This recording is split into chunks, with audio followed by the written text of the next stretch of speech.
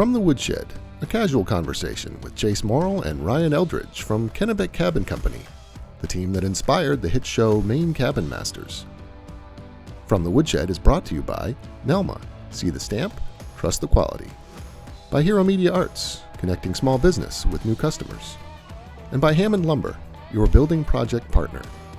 Now, from the Woodshed Studios at KCC headquarters in Manchester, Maine, it's Chase and Ryan.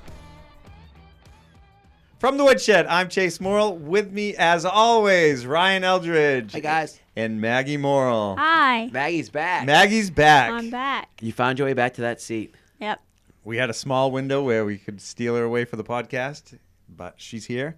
I missed her, actually. Yeah, we're here to talk about all things Maine, all things cabins, all things Maine cabin related. And animals today. Our guest is Hillary Roberts, Executive Director of Kennebec Valley Humane Society.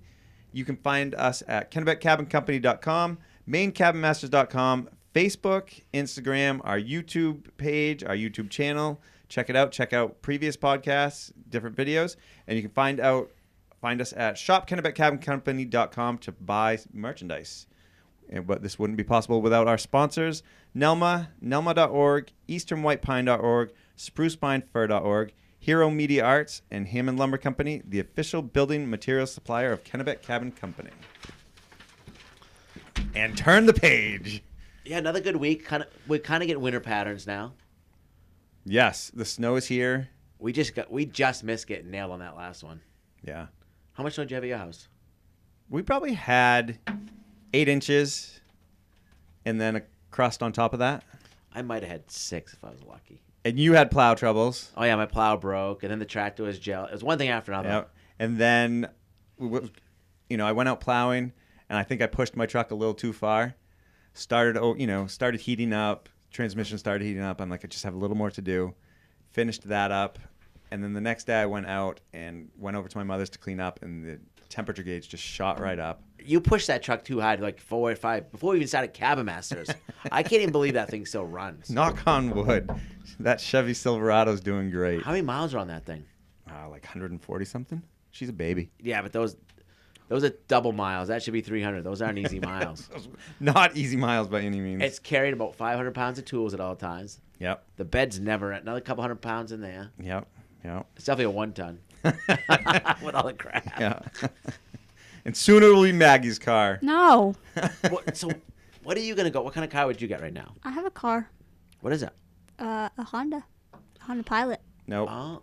Oh, it is a Pilot? Yeah. It's a new one. It's like the 20. Mimi Eva's car. it's nice. Yep. We thought about selling it, but then we're like, No, that's a good car. Maggie's gonna have her permit in a year. And she could be driving the kids around. Absolutely. Mm-hmm. A year, isn't that crazy? It is. It's nuts. I got a shout out to my nephew who turns 18, Corbin, next week. Nice. So crazy. 18? 18. No. Yeah. I mean, I turned 15 Oh gosh. in July. He'll be in the woodshed in 3 more years. He'll probably try before that. Yeah. But yeah, we're also going to be joined today by. Nope, we're not, are we? No. All right, never mind that. We'll be joined today by Hillary Roberts. Yeah. Yeah. We're working. We got a lot going on. Technology is not a fine point, but the people aren't here to see us with technology. They want to hear what we have to say. Yeah. And what we have to say is cabins are going well. Yeah, and we're scouting more cabins. We're scouting more cabins. Yep. Yeah, things are good. Well, winter's not really beating us this year. Yeah, it's. Well, the coldest 3 days of the year we went skiing. We didn't go skiing all last year. We decided to go. But I'm pretty impressed with how tough we were. Yep. Ashley's actually skiing today. Is she? Yeah. Oh, yeah, Where? I saw that. She went to Black Mountain. Nice. Black Mountain was cold the last time I went. Was it? She went today. The kids were supposed to have a race there today. What happened? Oh, Didn't want to go. didn't want to go. Didn't work out. But that's all right. They'll have more races. Should have given Ashley a suit. And Nori Morrill comes in. Oh, good times. Yeah.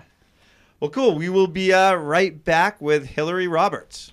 Right after this hero video, it's a new skate park designer, Dave Dean, doing some really cool stuff. I know Jedi would love to do a skate park in one of these camps someday. We'll leave that to him. So watch the video, buddy.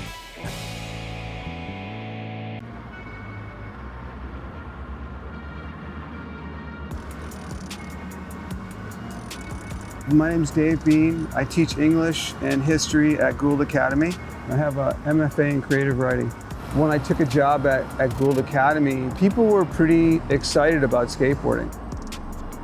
I've been there for 22 years, and we've had a skateboard program for 22 years.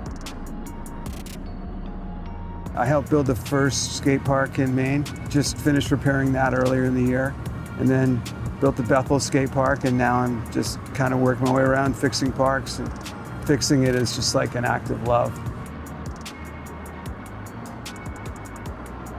Skateboarding welcomes everybody in. There's no fence, there's no wall, nothing like that. By making the skate park part of the community, what that does is it inscribes skateboarding for all the people driving by. They don't even have to stop, and they're part of it. In the morning, they'll see all these little kids here playing and skateboarding, and that's a huge difference. I started skating when I was 8. I never was good enough to be pro, but I just kept going, kept coming back to it, and I just fell a lot, and then I was really taken by it because I figured out how to make a turn. There were times when I wanted to stop, when I was kind of hurting, but I haven't really. I keep getting drawn back in, so it's a weird thing. Like, I just can't quit. It's about perseverance, because like in skateboarding, it's inevitable that you're gonna just really hurt yourself. That's just what you have to do. It has to be part of it. You kind of have to see your way through that to whatever it is you want to do. Some people are more graceful than others.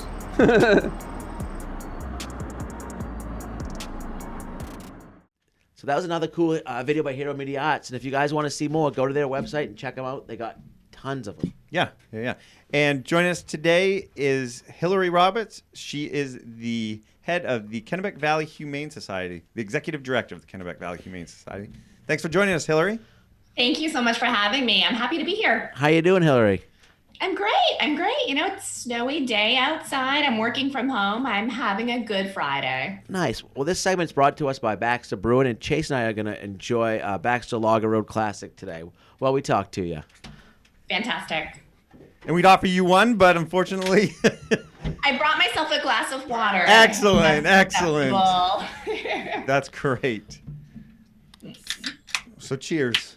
Cheers. Thank you for your time. Gentlemen. Yeah, thank you. So, let's start off by just telling us a little bit about Kennebec Valley Humane Society. They're right on Western Avenue in Augusta. They've been there a long time. As long as I remember. Yeah. We have been in the community since 1927, so really long, rich history in the community, and we've been in that facility off Western Avenue since the 60s.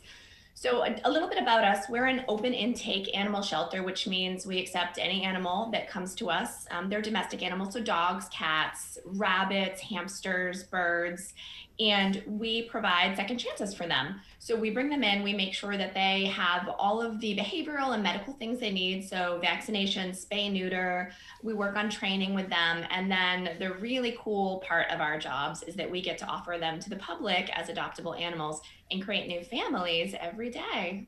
Nice. Yeah. I know we've adopted many an animal from the Kennebec Valley Humane Society. Back when I was little, I think, Matt, we've got a few rabbits from them. We've gotten a lot of animals from you guys. Yeah, I think everyone around here is tied to them in some way or another. Thank you. I appreciate that. Well, we're lucky we have a community that supports us. It's why we're able to do what we do. And we have about 2,000 animals that come in every year. So we have been able to connect with a lot of people in the community and you know, again, help kind of create matches and get people the dogs and cats that can really make their lives more interesting and more funny and just better. Now, you guys have a lot of volunteer help as well. Is that correct? I know I've talked over the years, many people. Yeah, it's really important. We have volunteers that do things like walking dogs, cleaning cat kennels, socializing cats, and then other things like laundry and dishes. Not a lot of people realize it, but we go through laundry and dishes like you wouldn't believe in a day with all the animals that we're taking care of. So volunteers help us with those duties. And we are still having volunteers through COVID. We've had to change protocols and practices, and we haven't been recruiting and training, but we have this really incredibly loyal core of volunteers that have continued with us.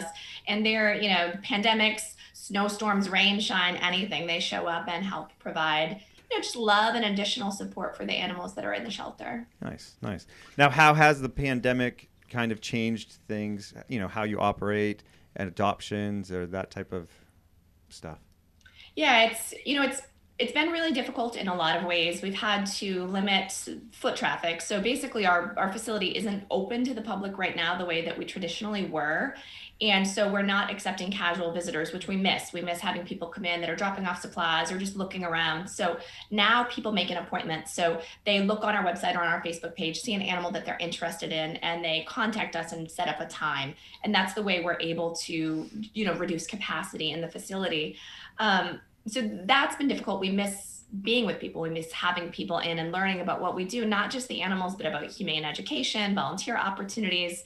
But I will say that there's been a bit of a silver lining for us through this too, that the quality of adopters and the interest that people have had in fostering has been enormous. When the pandemic started last year, back in March, we actually almost cleared out the entire shelter. So we had almost no animals because people wanted to help. And it wasn't just adopting. Some people were saying, I'm going to be home for a little while. I'm going to be, 6 weeks, whatever. I'm going to be working from home. Can I foster? And so there was this sort of organic opportunity for us to move animals out while we were uncertain about what was going to happen in the community. Sure. And they got to spend an extended period of time on somebody's couch and, in somebody's home. And it worked out well. And we had so much feedback from people that had that experience that said, I was really stressed out. It was this weird time in my life, but I had this dog or cat that made things better. So we were happy to be a part of that. It must be hard to give them back sometimes. Yeah. Ashley, it is. My wife Ashley and I, decided we wanted to get a dog this spring, and we had a really, really hard time, or a longer time than we thought because of silver lining. Yes. We went to you guys, and we were willing to go to a breeder as well, and just even breeders, every avenue we approached was long, but we finally got one through Maine Lab Rescue about August. Yeah, and it was awesome. Good. She That's wonderful. She was perfect for us, and everything happens for a reason, so it was worth the wait. But we just kept seeing how popular it was, and pretty amazing. It is, and that's been, it's been this wonderful experience. But then also, we have our local animals, and then we do transports from out of state as well. And so they come up typically from Georgia, and they'll be with us for a short time, get spayed and neutered, and then we have lines of people that want to adopt them. And it's wonderful, but we want to make sure everybody gets a dog or a cat. And we've really, our process doesn't always allow us to get dogs and cats in the arms of people as quickly as we would like. So there has been some positive, and I will say again, the quality of people that want to adopt right now resgenuinely care and want to, increase their family with pets. So I'm glad that you adopted. Maine Lab Rescue was wonderful. We support. There's so many great places in Maine to get a We pet. made a lot of people happy online because she was just on this premiere episode, and it was awesome. It was perfect timing. Nice. And one thing Cute. advice. I saw her. She is cute. Huh? One word of advice I could say: be patient. Because we did see a lot of animals that we really liked, but I'd text Ashley, she'd be working. Like, you got to be on it. It takes a lot of work, and you got to put the time in. Yeah, But absolutely. It's very rewarding. Yeah, and I think it's, it can be hard for people now when systems have changed for shelters that you can't just come in and look, that process of being patient and having to, make a phone call to make an appointment or send an email to make an appointment is, it's different. But we're certainly trying to make it as sort of user friendly for people as possible. And then, trying to keep our people safe and our animals in and out of the shelter as quickly as possible. So on your website, the animals you have listed, you keep it very up to date and stuff. So yeah, so as soon as an appointment is made for an animal, they're automatically taken off the website. So even if that animal isn't necessarily adopted, if you make an appointment to see a cat or dog, we just remove them, and then that way we're not, creating excitement for someone about an animal that's, potentially is going to go home. Sure. That's smart. Now, what got you into the animal rescue? Yeah, so I've loved animals my entire life, and I worked for another nonprofit prior to this one. I've been here for about 12 years, but it's, I feel like it's something that is sort of in my soul, no matter where I go in my journey. Animal welfare is always going to be really important to me, and there have been these sort of touchstones throughout my life of animals that have meant so much to me. And, I have a dog that, I had years ago that I feel like is, is sort of always with me and reminds me of why I do what I do. But I think, fundamentally the reason that I'm doing this work is because I believe that we can do better for animals. We can always raise the bar and make sure that we can save as many as possible. It's one of the reasons that I feel so passionately about our transport programs that bring animals up from other places. We're incredibly fortunate in Maine that people take good care of their animals. They want to adopt. They want to, have these familial relationships with their pets. And for me, that really matters, but I think we can continue to do more and we can continue to do better. And it's, it's really a wonderful way that I've been able to connect with this community. So I love this work. Thank you for asking that question. But, at the end of the day, it's the relationships that I have with animals and the people that love them. It amazes me. I do the math because I know I have a cousin that works with the Maine Lab Rescue, and the amount of animals that come up, it's just, it's amazing. It's nonstop. Yes, so it is. And it's always seems from Georgia. So it's like Georgia paired with Maine and like Alabama, New Hampshire, and Louisiana, Vermont, or do they go everywhere? Not quite like that. So, typically we've taken animals from Alabama, from northern Florida, from other places in the country, from Missouri, but there's a pretty significant need in Georgia right now. Okay. We work primarily with one rescue that takes animals from 4 or 5 different shelters, and they're unfortunately high kill shelters. So that means they're animal shelters where really adoptable animals are unfortunately euthanized. And the people that are working in those shelters, I always think, these are really the unsung heroes. These are the people that are trying so hard to get animals out of the South and into New England and the Northeast. So basically for us, we say yes to anything. That's at KBHS. We don't want to, if an animal is old, if it has medical issues, we don't want to make that animal stay in a high kill shelter where it doesn't have an opportunity. And so we'll get these, these big transports in, and it's incredibly gratifying to know that we're part of a process that means literally an animal, is sort of on death row in a place that, just doesn't necessarily mirror the values that we have for pets here. And it's come here where there'll be a line of people that want to adopt. So it's a really cool thing, when you talk about you and your wife waiting, these are animals that certainly did not have that experience where they came from. And I do think that, the South will eventually catch up. They're, just kind of behind where we are here, but I'm really hopeful that when we do this podcast in 10 years or in 15 years, when we're all sitting around talking, that we're looking at other places, maybe, in the world that we can help take animals. Because I do think that, that Georgia, there are wonderful people there that are working really hard and advocating for these animals. So I think it's going to improve, and then we'll just see where else the need is, and we won't stop until there's no more to save. Are they doing education-based programs, to get the word out there? And yeah, they definitely are. And they're doing, education in schools, and then also a lot of targeted spay neuter in those communities, which is really what needs to happen.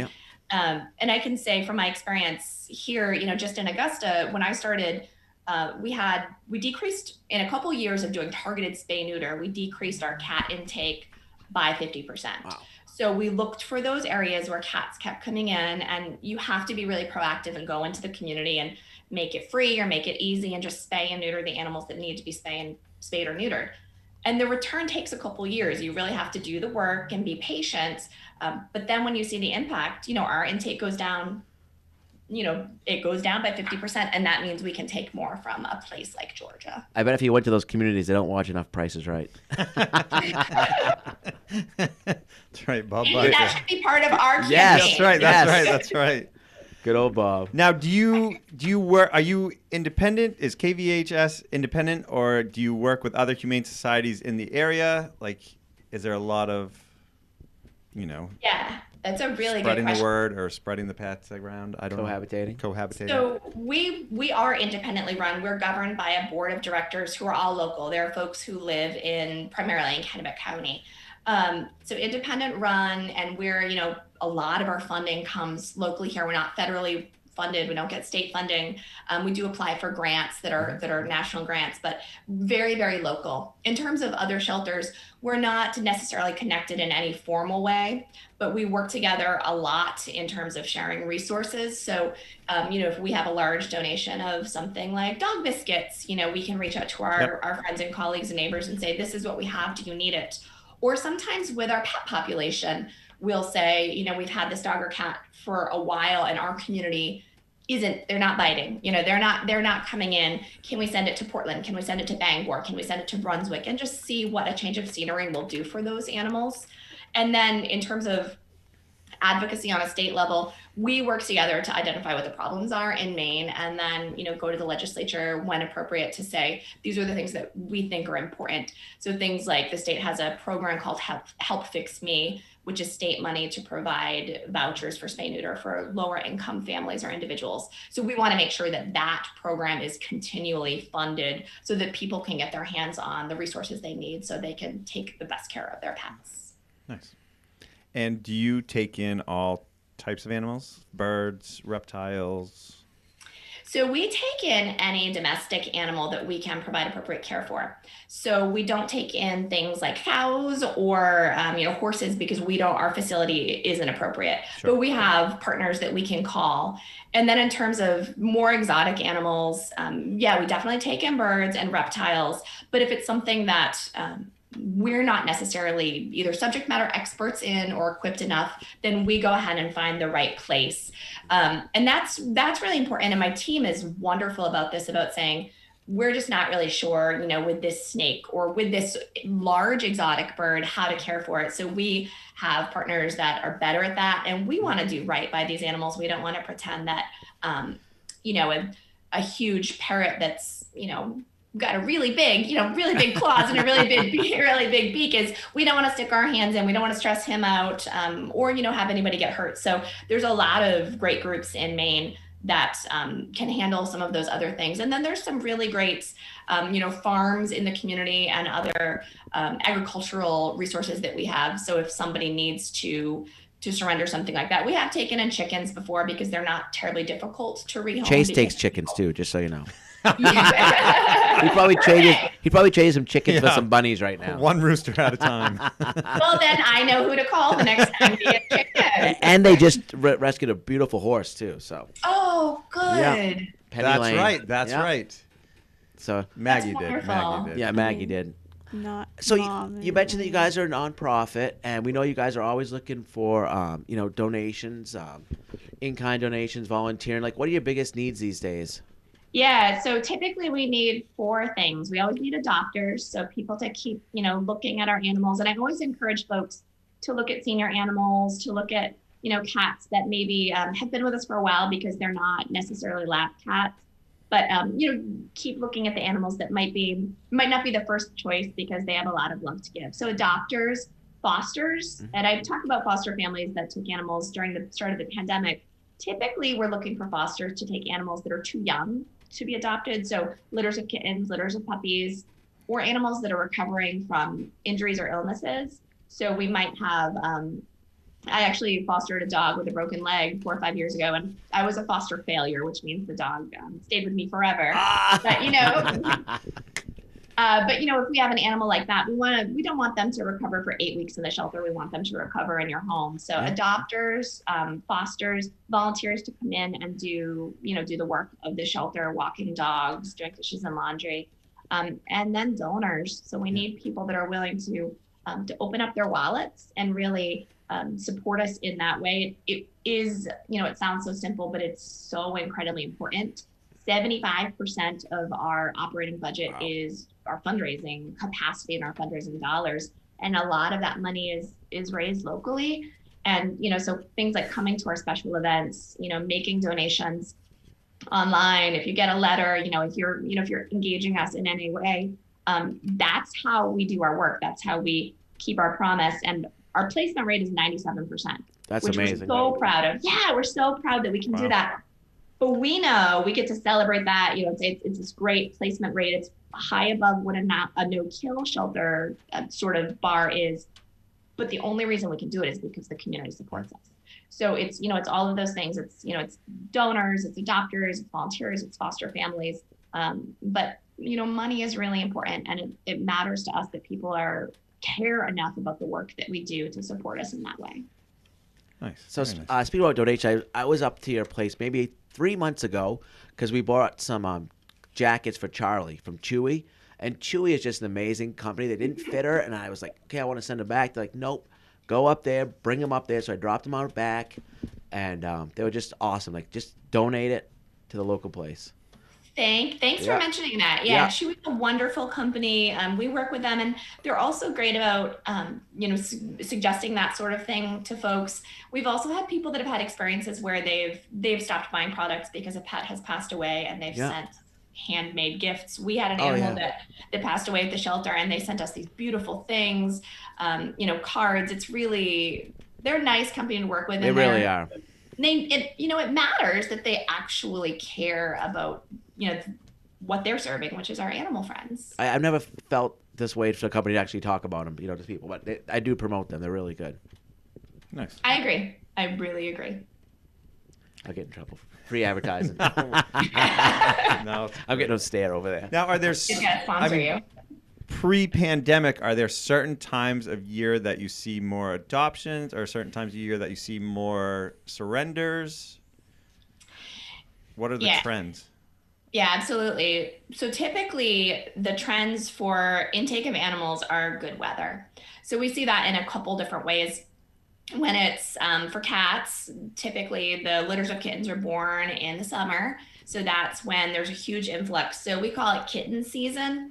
And it's been starting a little bit later, but really June, July, August, we'll just have a really full shelter of cats and kittens. And then also that's a time of year that animals they're outside, they're potentially, getting lost from their families if they're out and about more. So our intake of stray animals goes up in the good weather as well. This is the time of year when it's, January, February are typically our slowest time. And that's because, much like us, our animals, they're not out as much. So we're not getting, as many that are coming in, and there aren't as many baby animals that are being born this time of year. But we see surges, fireworks, big events like that. Often animals will become frightened and they'll run away. The 5th of July is kind of a thing with us because we have a lot of dogs that have, they were spooked. And so they arrive with us on July 5th, and owners are looking for them. We reunite them pretty quickly, but, surges, certainly summer and fall are our busy season. So do you have animal control? Is it the animal control officers that typically, is it just Augusta area animal control or from surrounding communities as well? Yeah, so we have contracts with 22 communities, mostly in Kennebec County. Yeah. And those contracts allow their ACOs, animal control officers, or police officers after hours to have access to our facilities. So they can bring in dogs or cats or, bunnies, whatever it is, and make sure that they have access to, warm place to sleep, food and water until we get into the building the next day. They can bring them in during the day as well, and as can residents of those communities. And those folks are, they're doing great work. They're helping us reunite animals with people as well. I had to go pick up Gus and Gardner with his buddy Sasha in the little jail. we got a call. They strayed from a friend's house too far. But it's a great, but I mean, Ashley was losing her mind. I was upset, and a lot of great stories though from that. And that's the first place you got to do is call, your local police department and call KVHS. Right. It must be nice seeing those people come in and see their dogs. You can't recreate that feeling. And the wonderful thing is, we'll have these dogs that they're frightened because they're, they've arrived here, they don't know us, and we're giving them love and treats. But they're a little bit scared. And then their people come, and it's like a light switch. The animal is completely different. They're so excited, and they're just, exploding with joy because mom or dad has come to get them, out of the clink where they, spent a night or two. But we always encourage people to microchip their pets. Yeah. It's the simplest way. It's just it's a little chip that's inserted under the skin of an animal. And when they come to us or to, police departments that have a microchip scanner, all we have to do is scan their back. And then that number is associated with, a database where we can immediately look up the animal and find out who mom and dad are and what their phone number is. And that's the quickest way for reunification to happen. And, we have repeat offenders. We have some, dogs that are, we're like, oh, hey, Gus, nice to see you.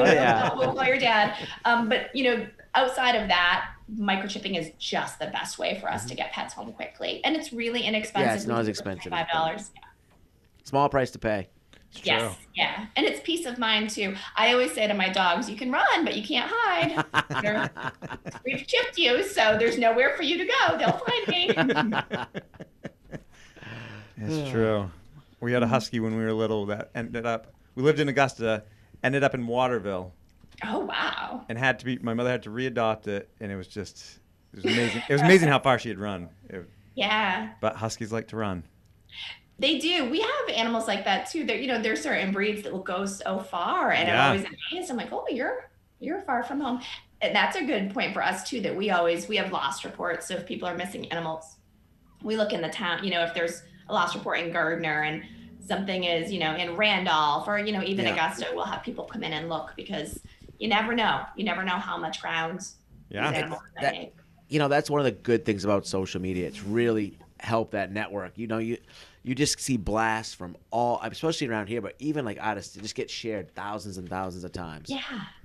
Pretty neat. Wonderful too, because it's, it shows that people care, and I share them all the time because, you want these animals to be reunited, and you never know who the person is that, that dog is walked on their street, or they see them, wherever. And it's so helpful for us because it's, the viral nature of it. We hear from people, or, we'll do a Facebook post of an adoptable animal or a missing animal. And quickly people will say, I think I know the person that, was once the owner or something like that. So we have a lot of experiences where social media has really helped us to, reunite people with their pets. Nice. Yeah. So do you have any upcoming projects or any big, expansions or anything like at your headquarters there? Yeah, we do. Thank you for asking. You have been so thoughtful with your questions. I really appreciate it. So we bought, not last year, but in 2019, we bought 75 acres of land on the Layton Road in Augusta. Yeah. So it's formerly a farm. It was the prime farm. Oh, yeah. Yeah. That's ours now. No That's kidding.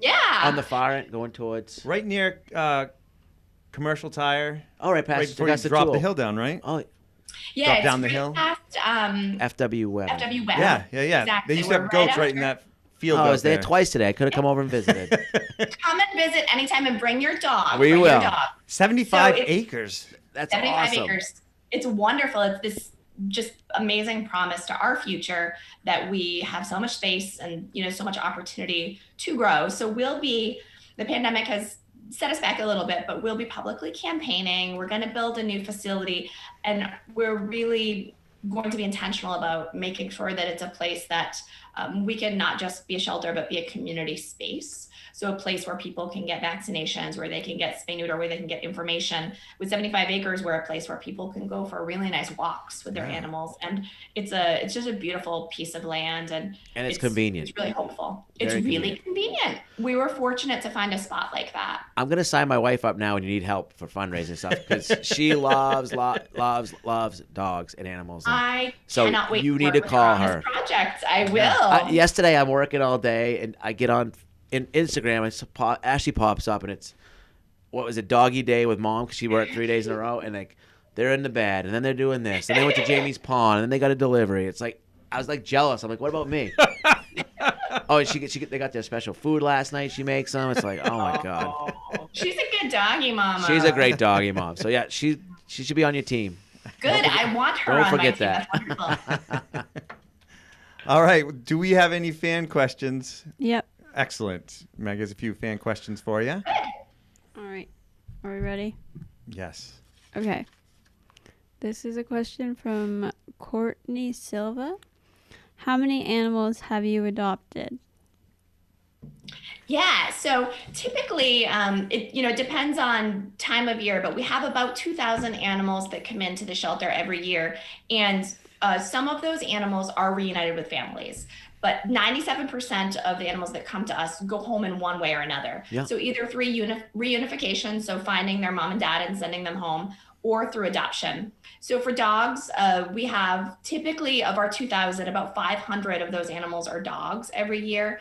And when strays come in, about 50% of them are reclaimed. So about 50% of the dogs that come as strays, mom or dad come and get them. And then for cats, unfortunately, the stray number is a lot lower. So, and a lot higher in terms of intake. So we definitely have over 1,000 cats that come in every year, but only about 10% of them are reclaimed by owners. So the others, we get the opportunity to put in loving homes. So lots and lots and lots of animals, hundreds and thousands every year, are adopted. Do you do barn cats? We do. We love our barn. So it's called Barn Buddies Barn for buddies. us. And it's a great program because feral cats do come into us pretty regularly. And feral means they're not suitable to live in a home environment. They've been wild. They've lived outside, and they're comfortable with that. They can survive that life. What we want to give to them is a caretaker that will help out a little bit. So has a structure for them to be safe in, provides food and water for them. And it can be really positive for the person that does it as well, because they're this really natural pest control. So people with barns love them, or, people that just enjoy seeing cats from a distance. We do, however, have success stories with our bar buddies where they're completely feral with us. We can't even touch them. And then people work with them in, barns, warehouses, whatever, just backyard settings. And then all of a sudden they create a relationship where they're patting the cat and the cat's a lap cat. Then they send us these pictures and we're like, oh my goodness, we never were even able to touch that cat. And now it's curled up purring in somebody's lap. We've talked about having a cat here at our retail store because there's always people here. Yep. Whether it's one that, came here and people could adopt it, or we just had one. And there's always mice here, too. There's always mice here. So we need to talk about that. Yeah, barn buddies. We'll keep that in mind. I can get you a barn buddy. All right. Perfect. Okay. Next question is from Daisy George. Have you ever said no to an adoption, and why? That's a really, really good question. So yes is the answer. So basically we reserve the right. We say we're first come, first opportunity to adopt. So not necessarily first come, first serve, but the first person that wants to meet an animal is eligible to come in and meet the pet. But reasons that we might say this isn't a good fit are things like if it doesn't get along with another animal. So with our dogs, we ask that you bring any other dogs that live in your home to come in. And if we see that the animals are showing visible signs of aggression that doesn't look like it's gonna sort of work itself out, then we'll say this might not be a safe environment for these animals, and it might be a really stressful environment. We have a wonderful behaviorist and dog trainer on our staff that really takes the time to watch. And there are some things that are workable. There are some things that she might say, yeah, I think with time, this might be a process. There might be a struggle. We might need to separate these guys for a little while, but with time, this could work out. And there are times that we see animals interacting and just say, nope, this just isn't going to be safe. It's not going to work out for anybody. So we're just going to go ahead and say it's not a good fit. And there are other reasons too. We typically try to be really transparent with restrictions. So if we know that dogs or cats aren't good with something, if they're not going to be a good, member of a family with young children, or if they're a cat that really has a proven track record of not liking other cats or not liking dogs, we want to make sure that we share that with adopters before they come in. But it's, it's about things that we see during our adoption process that might not make sense. Or, there's some animals that we have specific requirements for the verifications that we need to make. So if we have an animal that we know has some significant medical issues, then we'll say we do need a vet reference just to make sure that, if this senior diabetic cat comes into your home, it's going to have the kind of long-term care that it needs. And if people aren't able to do that, we don't want to shame them. We want to help prepare them. So we'll say, why don't you make a relationship with a doctor? And then, talk with a veterinarian about what realistically a situation where you adopt a diabetic cat will be like, and then come back and, have a conversation with us. And it's the same thing with surrenders too. We want to set people up for success. So we don't want anyone to feel like they can't come in and surrender an animal. We want them to come to us. There's no shame in it. We don't want animals to be left anywhere. We want to be a place where people can come and feel safe. But yeah, we reserve the right to say that adoptions aren't going to work out. But what we typically try to do in those scenarios is to find a better match. And if we don't have it when the person is, looking for that dog or the cat, then, we'll encourage them to keep looking, and we'll keep looking for them as well for something that might be a good fit for their family. So long answer, but at the end of the day, we want the adoption to work for everybody. We want it to work for the family, and we want it to work for the animal. All right.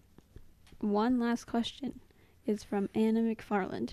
What is the weirdest animal that has ever been at the shelter? This is a great question. So we have, lots of dogs and cats. So we've had two that I will mention. One, we did have a python snake. No thanks. So that one was a tough one for some of the team because, it was a big snake, and not everybody was comfortable with that, myself included. And I believe there's a place for everything. Right. I wanted the python to be in the right place, but I told the staff member that was really advocating, you've got 2 weeks, so find the right home, or we're going to send this guy to a reptile person who will find the right home. And then the other thing that we've gotten a couple times are rodents called dagoos, and they're never heard of that before. They look like a squirrel with no tail, or with a hairless tail. We had to learn about them when we got them. We've got them a couple times, but the interesting thing about them, and it's a little bit weird, is if you touch their tail too much, it will actually fall off. Where are they native of? Where are they native from? I want to say South America. I can't remember. We actually have a book at the shelter because we have had enough dagoos. But yeah, they're, and that's the kind of thing that we want to learn about when it comes in, so that we can appropriately handle it. And there are some animals that aren't legal in Maine that occasionally will get, and then we just work with people. Mr. Drew, I don't know if you've heard of Mr. Drew and his animals too, but there are people like that locally that are licensed to be able to kind of help in those situations. So we want to make sure that we're doing the right thing. And if there's an animal that comes into us that we can't legally place, we put it with somebody that has a permit to own wildlife or exotic animals. Have you ever had a skunk come in? We haven't had a skunk come in. I wonder, somebody. Or an alligator. Yeah. Wild. I bet down south they get crazy stuff like that. Yeah, for sure. We did have a possum once. We had someone that caught in a have-a-heart trap a possum and brought it into us, which just go out in the woods and let him go. Yeah, we did re-release him. We found, worked with the appropriate channels, but found the right place to release the possum, because it's not going to have a great time living in a kennel waiting for somebody to come and adopt it. It's just not the right choice. Right.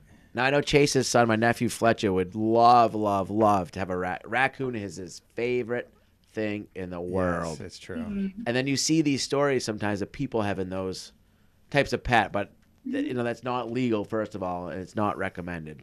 No. It's not. And I actually had a raccoon when I was a kid. You did. And so, but here's how I know that this is not a good idea. You're so lucky. Can Fletcher have your autograph? It had been, mom had been run over by a car, and we kind of nursed it back to health, the baby, which was the one that we kept. And we kept it for a while, and it was good with my family and good with our dogs and cats. But they're not wonderful with other people coming and going, and they are wild animals with kind of claw-like talons, so it's there's a safety issue there. And so some of these animals, we want to make sure that they're in the right place where they're not gonna end up hurt because of something that they've done. So I would say to the nephew, maybe guinea pig or ferret. Okay. I don't know. There's some, there might be some other ways. We settled for rabbits. Yeah. Oh, good. Rabbits. That's perfect. Absolutely. Well, Hillary, thank you for joining us.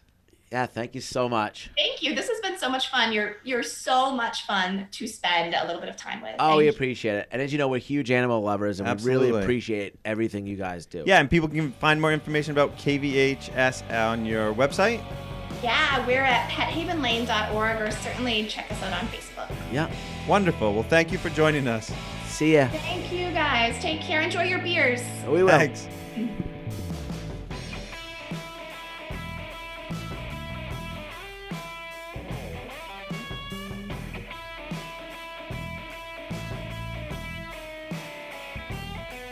All right, we are back. That was great talking with Hillary. Thanks for joining us. And we are here today to talk Project Pointers. Project Pointers brought to you by Dervent. Submit a short 20-second video to podcast at Maine Cabin Masters.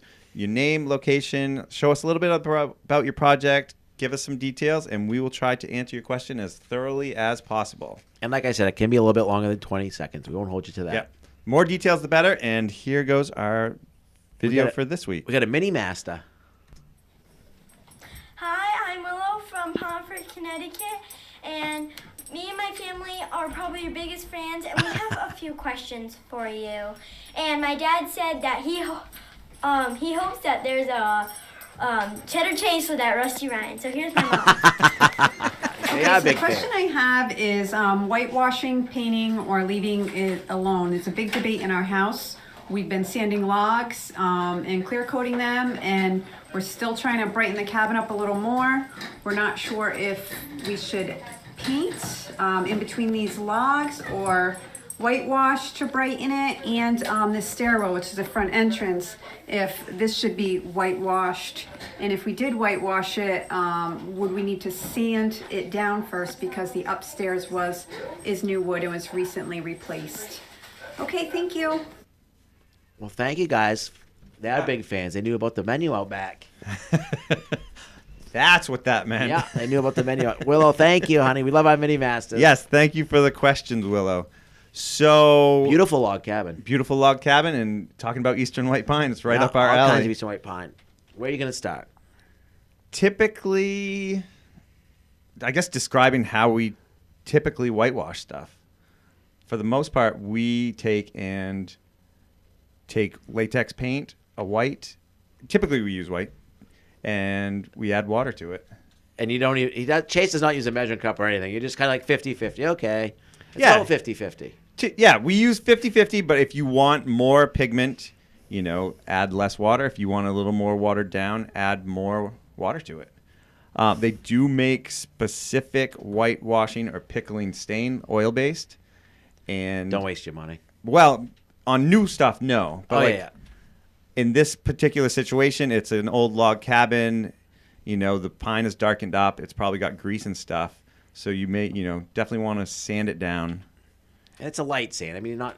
Yeah. Just a light sand, and then you could use almost a pickling stain. That's a white oil-based stain that's going to probably adhere the best and look the most consistent. But if something's been polyed, then that's a serious stain. You're almost better just to if it's been rough it up and poly paint or over it.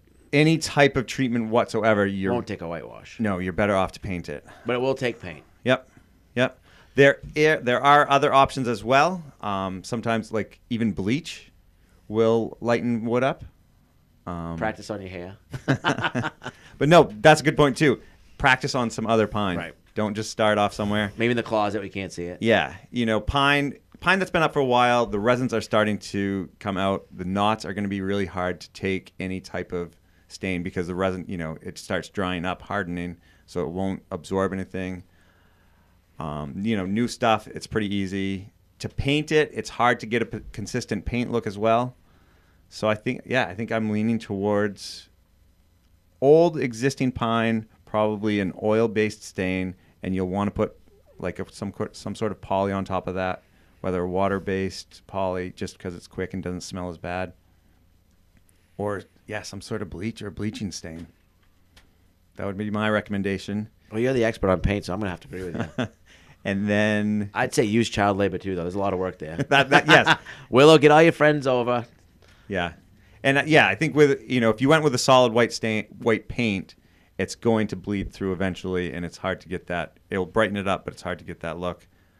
Whereas, try a nice. We do a lot of whitewash, but you can gray. You can do other washes. We've done gray wash. We've done any blue color wash. you want.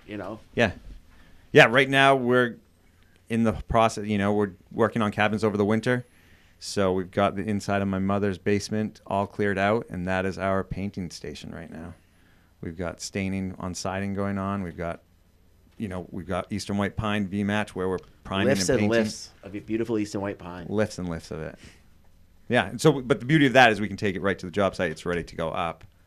So Willow, thanks for the question. That was awesome. Good luck with your project. Hopefully, you do some test areas to see what it works. But I would say a light sand and a whitewash stain, oil-based, or a bleaching stain. And you guys are right down the road in Hartford, so hopefully you guys will come up to the summit of the Woodshed, tell us all about it, and have a Rusty Ryan and a chase the dreams. Chase your dreams. Chase the dreams. Yes. Thank you, guys. Thanks.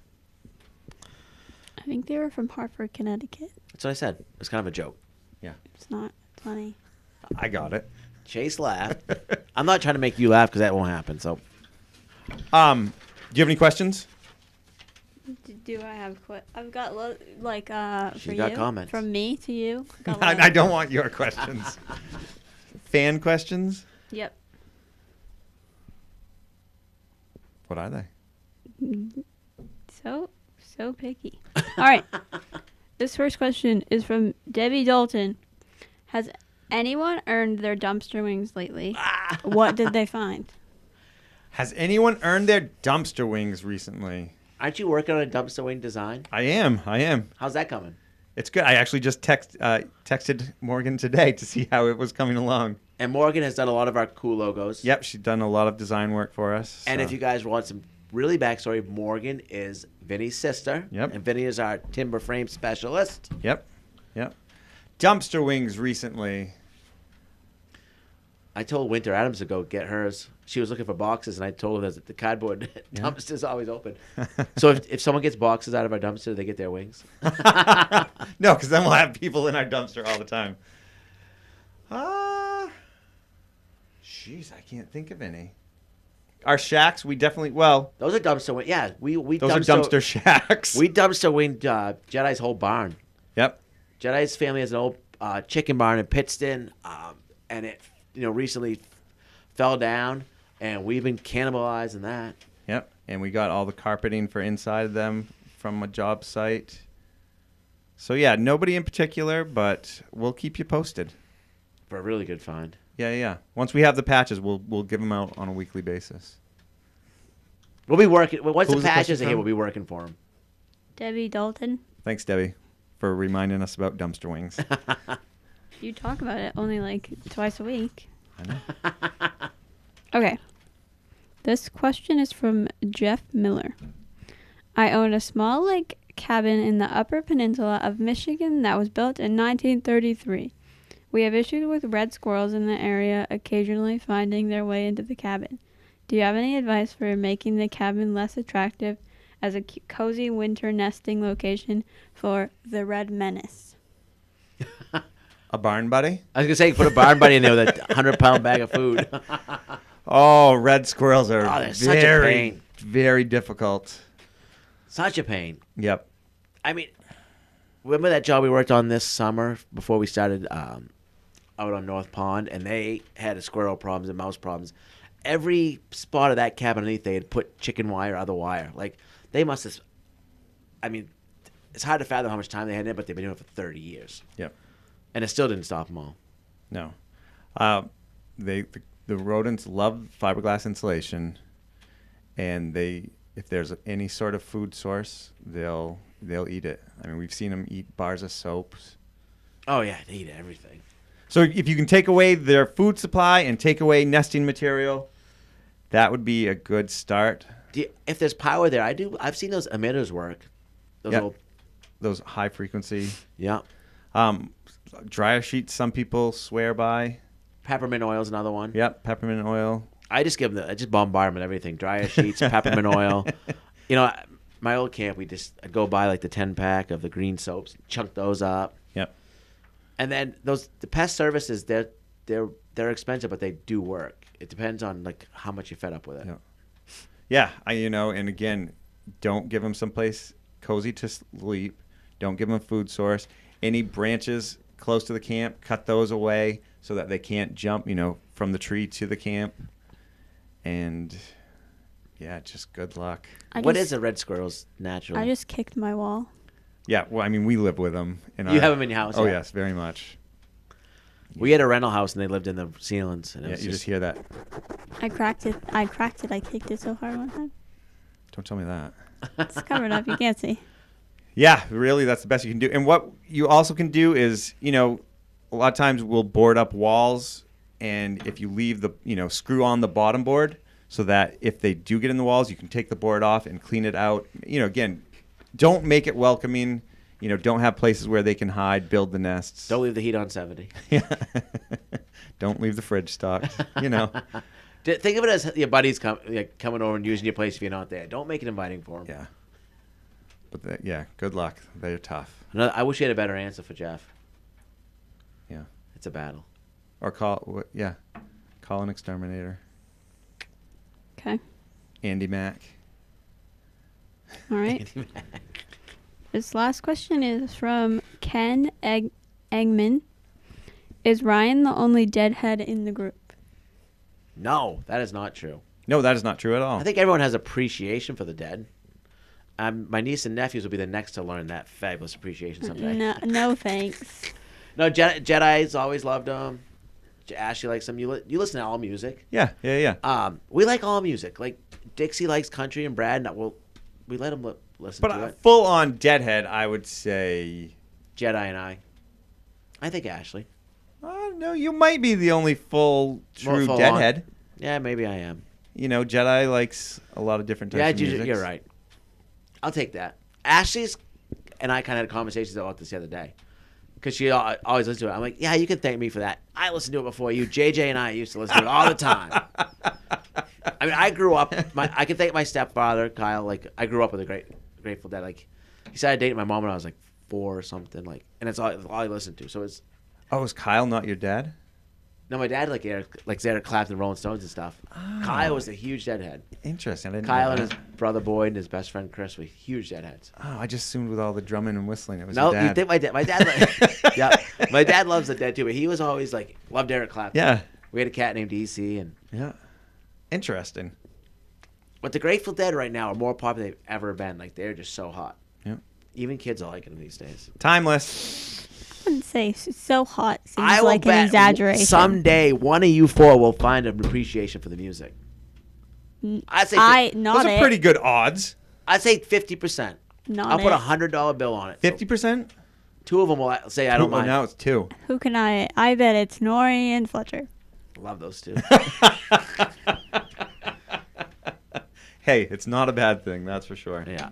So I've been doing some research about CNC machines. Research. Because we've been talking about getting one forever. And then, you know, there's just so much you can do with it. And we've got a project coming up where, you know, I think it could fit well. So I ended up going down this rabbit hole. And it's like kind of there's 2 schools. You could either get a CNC router machine or a laser CNC machine.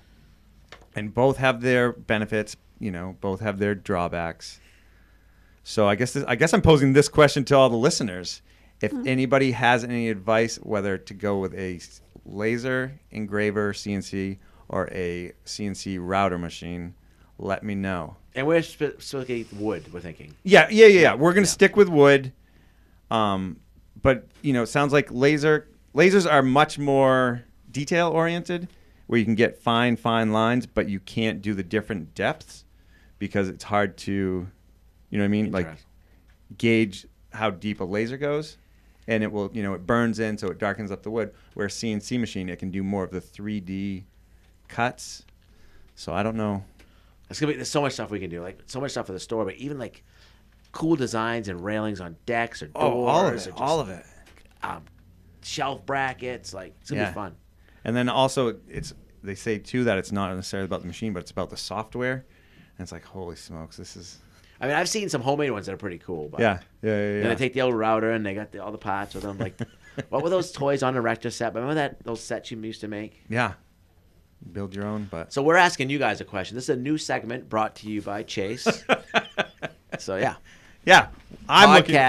We're looking for some advice now. Podcast at maincabinmasters.com. Yeah, let us know. Okay. Cool. All right. Another good episode. Absolutely. Yeah, thanks to our guests. Thanks for everybody for tuning in and listening. Keep the questions coming. And don't forget to check out our merchandise at shopkennebeccabincompany.com. We still have these nice Maine Cabin Master trucker hats. We've got a few beanies left. So, you know, people love the trucker hats. We've sold a bunch of those. Yeah, those can be worn year-round. Timeless. Oh, and trivia. Even kids like the trucker hats. Yeah. All right. Maggie's doing our trivia question. So the question for last week was, what was the last to be? What county was the last to be established in Maine? What did you? You want to? I was thinking like furthest away. Gonna say Aroostook, but that seems too obvious. I'm gonna say Sagadahoc. I'm gonna say Somerset. Knox County. Knox. Knox must have been 2 and they made it. One big one, maybe they made it 2 or something. What's the history behind that? No, I don't know. Don't ask me. I'll do some research on that. Yeah. Maybe I did look up the Winslow artist though. Oh yeah. It was pretty interesting. Is he famous or Maine famous or? Yes, very much so. I can't remember his name. But I did look him up, and yeah, he does some pretty impressive work. because Gets him- the Bernard. yeah, it was like when I can't remember. What's the other guy's name that's really famous? Bernard Langley. Bernard Bernard Langley, I Longley. think, probably takes most of the Longley. spotlight. Bernard Longley. Langley. That's how Miss Lawrence Anyway. says it. All right. Ready. This This week's question. is, what was the weather like in Portland on the 4th of July, 1879? Email your answer to podcast@mainecabinmasters.com. The first correct answer in our inbox will get a lovely prize. And I believe it's a Woodshed t-shirt. It is a Woodshed t-shirt. So yeah, let us know your address and your shirt size, and we'll make sure we get one out to you. And do we know who the... We don't know. We announced the winner on the podcast. Is that correct? Okay. Yeah. On in the the comment section. Yeah. But yeah, keep tuning in. We've got new live episodes. Yeah. Brand new episodes of Maine Cabin Masters airing on the DIY network. You know, they should be a good run now. So we've got great episodes coming up. People have been asking too, like a lot of people's cable subscribers have dropped DIY. That's hard to find. Ashley and I we get it on Hulu Plus. There's something called Fubo or something. Philo. I've never heard of Philo. The Fire Stick. So there's ways out there, and if you go to the Friends of Maine Cabin Masters page, they got all the information you need. So that's Perfect. a Facebook page. Yeah, but, you know, keep the questions coming. Podcast@mainecabinmasters.com. Keep the comments coming. You know, don't forget to send us in your project pointers. We love it all. Check out our store. And thank you to our sponsors, Nelma, Hero Media Arts, Hammond Lumber Company. You know, keep tuning in. And from the Woodshed, we'll be talking to you.